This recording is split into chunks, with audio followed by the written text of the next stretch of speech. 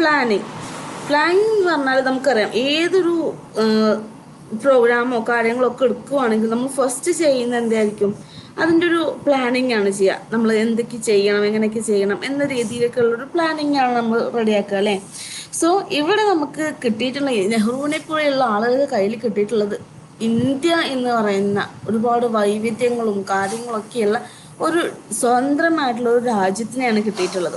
ഈ ഒരു സ്വതന്ത്രമായിട്ടുള്ള രാജ്യത്ത് ഒരുപാട് കാര്യങ്ങൾ ചെയ്തു തീർക്കാനുണ്ട്. നമ്മൾ നേരത്തെ പറഞ്ഞല്ലോ, സാമ്പത്തികമായിട്ട് മാത്രമല്ല ഇന്ത്യയിൽ അപ്പോൾ ഒരു പുരോഗതിക്ക് ആവശ്യമുണ്ടായിരുന്നത്.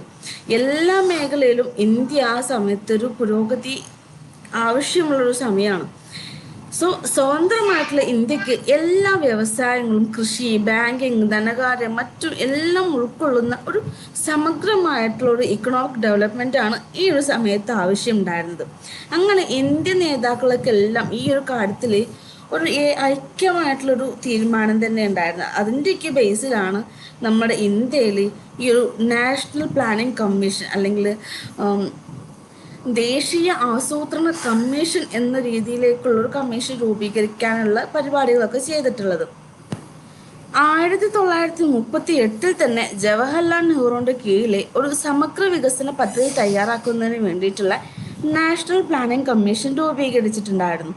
പൊതുമേഖലയിലൂടെ ഉൽപാദന പ്രക്രിയയിൽ സംസ്ഥാനത്തിന് നേരിട്ടുള്ളൊരു റോള് ഉറപ്പാക്കുന്നതിന് വേണ്ടിയിട്ട് സംസ്ഥാന ആസൂത്രണം ഒരു നമുക്ക് ഒഴിച്ചുകൂടാൻ പറ്റാത്തൊരു സംഭവമായിക്കൊണ്ടാണ് ഉണ്ടായിരുന്നത്.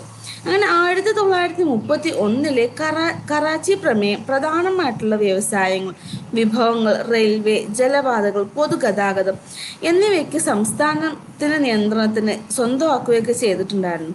അങ്ങനെ നെഹ്റുവും അതേപോലെ തന്നെ നമ്മുടെ നാഷണൽ പ്ലാനിംഗ് കമ്മീഷനും പൊതുമേഖലയും ഭാഗികമായിട്ടൊക്കെ പ്രോത്സാഹിപ്പിച്ചുകൊണ്ടാണ് ഈ ഒരു ദേശസാൽക്കരണം എന്ന് വെച്ചാൽ നാഷണലൈസേഷൻ തുടങ്ങിയിട്ടുള്ളത്. പൊതുമേഖലയ്ക്കാണ് കൂടുതലായിട്ടും സപ്പോർട്ടൊക്കെ ലഭിച്ചിട്ടുണ്ടായിരുന്നത്. 1945 ബോംബെ പ്ലാൻ എന്നറിയപ്പെടുന്ന ഒരു പ്ലാൻ നമ്മൾ മുമ്പത്തെ യൂണിറ്റിൽ ഡിസ്കസ് ചെയ്തിട്ടുണ്ടായിരുന്നു.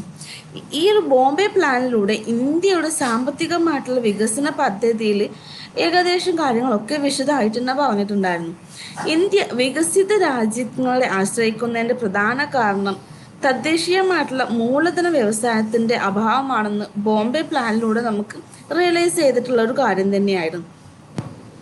റിസോഴ്സുകളും അതേപോലെ തന്നെ നമ്മുടെ ഈ ഒരു ഘനവ്യവസായങ്ങളൊക്കെ വികസിപ്പിക്കുന്നതിന് വലിയ രീതിയിൽ തന്നെ ഒരു ധനസഹായം ആവശ്യമാണെന്നും അതിനു വേണ്ടിയിട്ടുള്ള വരുമാനം നമ്മൾ ഉണ്ടാക്കിയെടുക്കുമ്പോഴേക്ക് ഒരുപാട് സമയം ഇനിയും നഷ്ടമാവും എന്നുള്ളൊരു കാര്യം ഉണ്ടായതുകൊണ്ട് ഈ ഒരു സാഹചര്യത്തിലാണ് നമ്മൾ പൊതുമേഖല അതിൻ്റേതായിട്ടുള്ളൊരു നിർണായകമായിട്ടുള്ളൊരു പങ്ക് വഹിച്ചിട്ടുണ്ടായിരുന്നത്. അങ്ങനെ 1947 സാമ്പത്തിക പരിപാടിൻ്റെ ഈ ഒരു കമ്മിറ്റി രൂപീകരിച്ചിട്ടുള്ള സമയത്ത് പ്രതിരോധം, പ്രധാന വ്യവസായങ്ങൾ, പൊതു ഉപയോഗങ്ങൾ തുടങ്ങിയിട്ടുള്ള മേഖലകൾ പൊതുമേഖലയ്ക്ക് കീഴിൽ തന്നെ ആരംഭിക്കേണ്ടതായിരുന്നു. ആസൂത്രണവും പൊതുമേഖലയ്ക്കാണ് നെഹ്റു കൂടുതലായിട്ടും ഊന്നൽ നൽകുകയൊക്കെ ചെയ്തിട്ടുണ്ടായിരുന്നത്. ജനാധിപത്യപരമായിട്ട് തന്നെ അവതരിപ്പിക്കണം എന്നുകൂടെ നെഹ്റു വ്യക്തമായിട്ട് തന്നെ പറഞ്ഞിട്ടുണ്ടായിരുന്നു കേട്ടോ. നെഹ്റുവിനെയൊക്കെ സംബന്ധിച്ചിടത്തോളം ഈ ഒരു ആസൂത്രണം ഒരു കൽപ്പന നൽകുന്ന പോലെ ഒരു ആജ്ഞാപിക്കുന്ന പോലെ ആയിരുന്നില്ല. പകരം എല്ലാവരുടെയും അപ്രൂവലൊക്കെ ഉണ്ടായിട്ട് എല്ലാവരുടെയും ഒരു സമ്മതത്തോടു കൂടി ആയിരിക്കണം എന്നായിരുന്നു ആസൂത്രണത്തിൻ്റെ രൂപീകരണം. സാർവത്രികവും അല്ലെങ്കിൽ അതുപോലെ തന്നെ നിർബന്ധമോ കൽപ്പനയോ കൂടാതെ അംഗീകരിക്കപ്പെടുന്ന ഒരു സംഭവമായിരിക്കണം എന്ന് ഒരു ആഗ്രഹം അവർക്കുണ്ടായിരുന്നു. അങ്ങനെ ഈ ഒരു കൺസെപ്റ്റിൻ്റെയൊക്കെ അടിസ്ഥാനമാക്കിക്കൊണ്ട് 1950 മാർച്ച് 15 ഇന്ത്യയുടെ പ്ലാനിംഗ് കമ്മീഷൻ സ്ഥാപിക്കപ്പെട്ടു. സോ ഡേറ്റ് മറക്കരുത്, 1950 മാർച്ച് 15 നമ്മുടെ ഇന്ത്യൻ പ്ലാനിംഗ് കമ്മീഷൻ സ്ഥാപിക്കപ്പെട്ടിട്ടുള്ളത്. ഈ ഒരു കമ്മീഷനിലെ ആദ്യത്തെ ചെയർപേഴ്സൺ അന്നത്തെ പ്രധാനമന്ത്രി ആയിട്ടുള്ള ജവഹർലാൽ നെഹ്റു തന്നെയാണ്.